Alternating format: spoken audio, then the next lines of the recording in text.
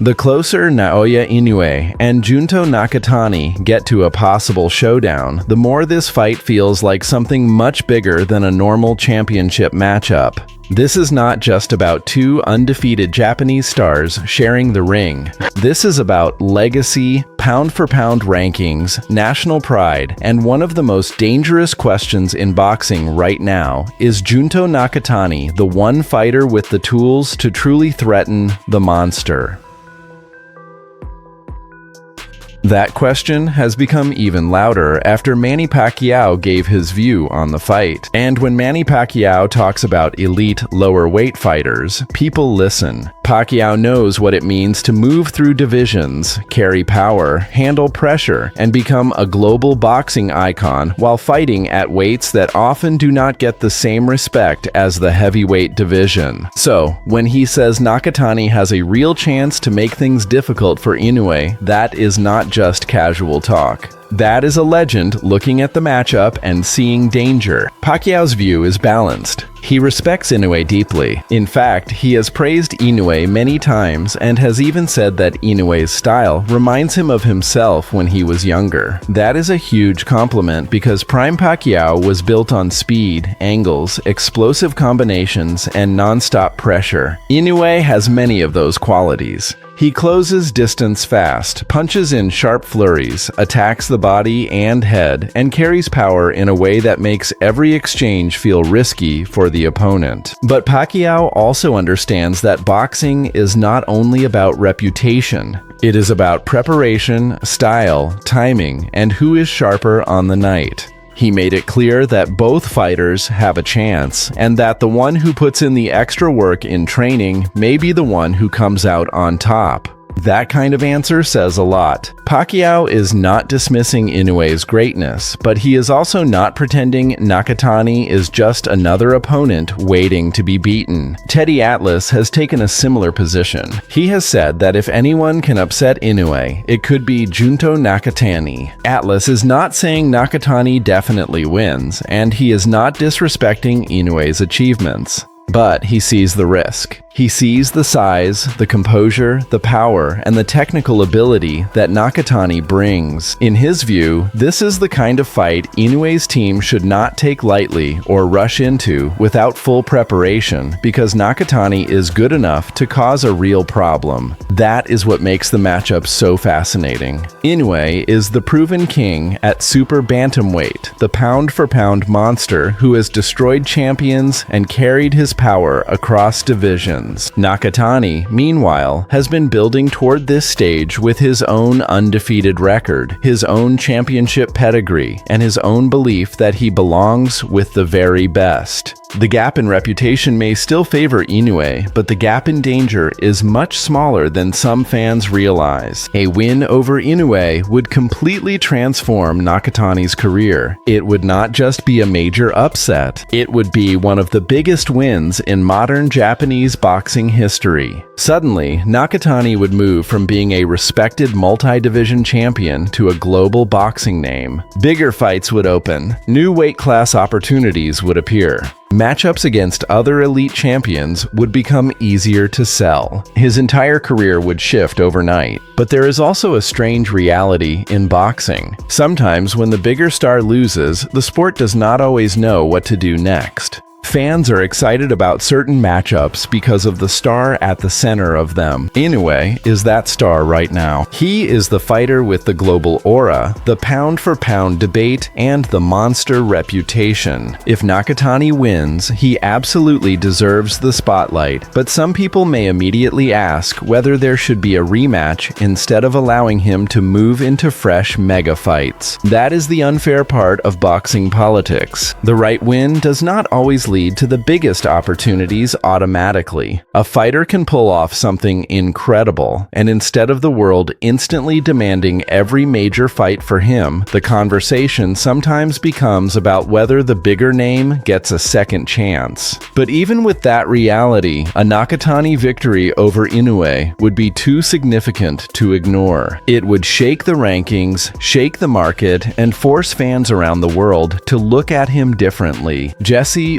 Bam Rodriguez has also been brought into the wider conversation because he is another elite fighter fans would love to see against the winner down the line. Bam respects both Inoue and Nakatani, but he leans toward Inoue because of experience. That is a fair position. Inoue has been in more high-pressure fights, has been at the elite championship level longer, and has shown again and again that he knows how to solve problems inside the ring. Bam also admits Nakatani has a chance because of his one-punch power. That matters. Against a fighter like Inoue, who is usually the one bringing the danger, it changes the psychology if the opponent can make him respect what is coming back. Nakatani is not just tall and rangy. He can punch. He can time shots. He can create angles. And if he lands clean, he can change the fight. Rodriguez has said he would be open to fighting either man in the future, whether in San Antonio or Japan. That shows how big the Inoue-Nakatani winner could become in the wider boxing landscape.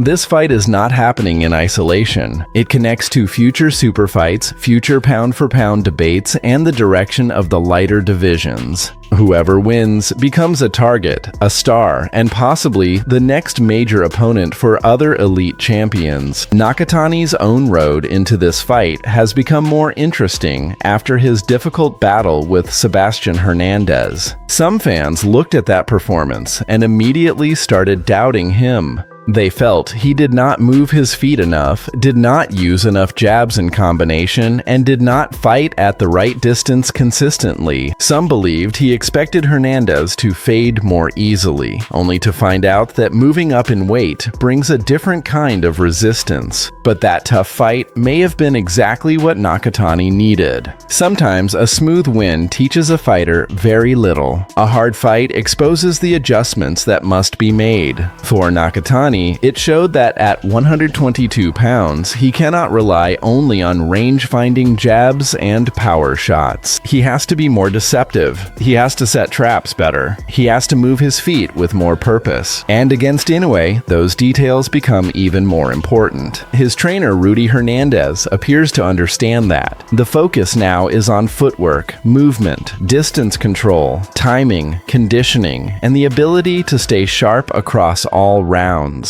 Hernandez has reportedly been calm about the process, reminding people that when a fighter is adding new layers to his game, it takes time.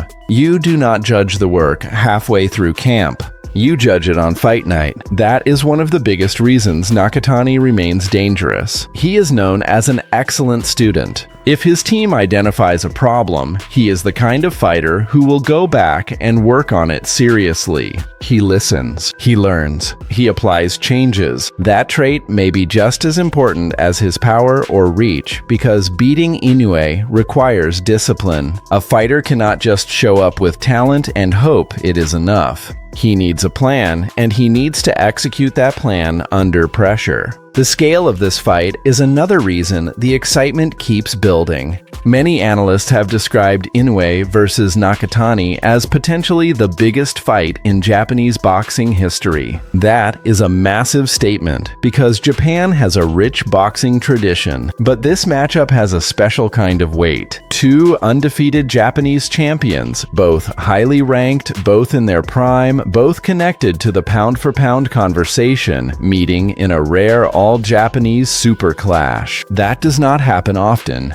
The commercial interest also reflects how big this fight could be. Reports and discussions around the event have pointed to huge ticket demand, with claims of 55,000 seats sold, and the fight selling out well ahead of time. Whether fans in America are giving it the attention it deserves or not, in Japan and across Asia, this is enormous. For the lighter divisions, this is as big as it gets. That gap in attention is important. In the United States, fights in the smaller weight classes sometimes struggle to get the same mainstream coverage as heavyweight or American superstar fights. But among serious boxing fans, Inoue versus Nakatani is a dream matchup. It has the quality, the stakes, the danger, and the national significance. The fact that it may not be getting the same noise in some Western markets does not change how important it is. Pacquiao's praise for Inoue adds another layer to the story.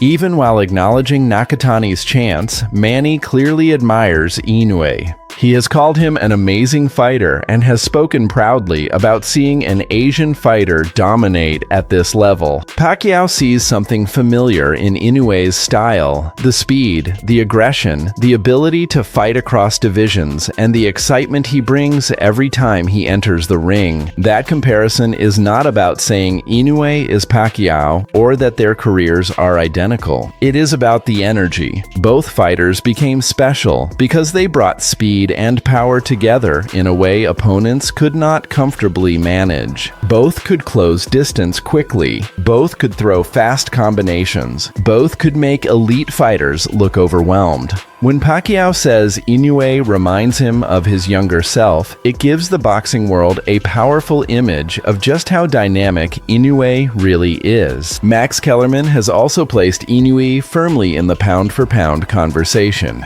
He explained that in any era, sometimes there is one clear number one, and other times several elite fighters have strong cases. Right now, names like Terence Crawford, Alexander Usyk, and Inoue have all been part of that debate. Crawford has had a strong claim. Usyk's achievements are historic, but Inoue continues to strengthen his argument by fighting elite competition and chasing major challenges. That is what makes this stage of Inoue's career so meaningful. Usyk is in the later years of his career. Crawford's activity and future direction remain part of the debate. Inoue, meanwhile, is still active, still dominant, and still looking for difficult fights. If he beats Nakatani, especially in impressive fashion, his pound-for-pound case becomes even stronger. It would be another elite win in a fight that carries real risk. The reason Inoue is so highly respected is not only his power, it is his balance.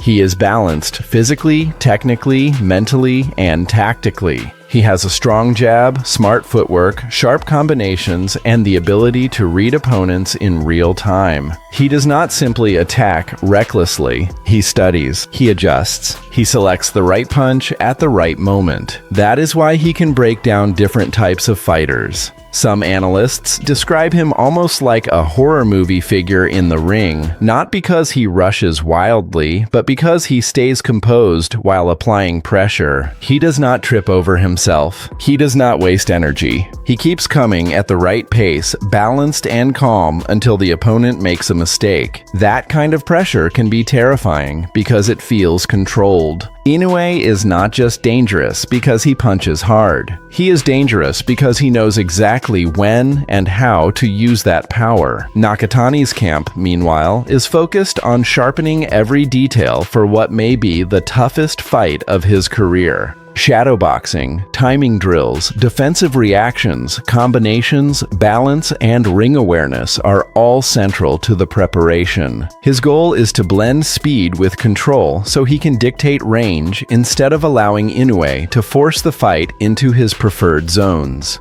That is crucial because if Nakatani loses control of distance, the fight becomes extremely dangerous. Inoue is at his best when he can get into range, attack the body, and build combinations from there. Nakatani must use his height and reach intelligently. He has to make Inoue reset. He has to make him pay for careless entries. And he has to stay calm when Inoue inevitably increases the pressure. Rudy Hernandez has shown respect for Inoue while making it clear that his own fighter is preparing to win. That is the right attitude. You can respect a great champion without fearing him.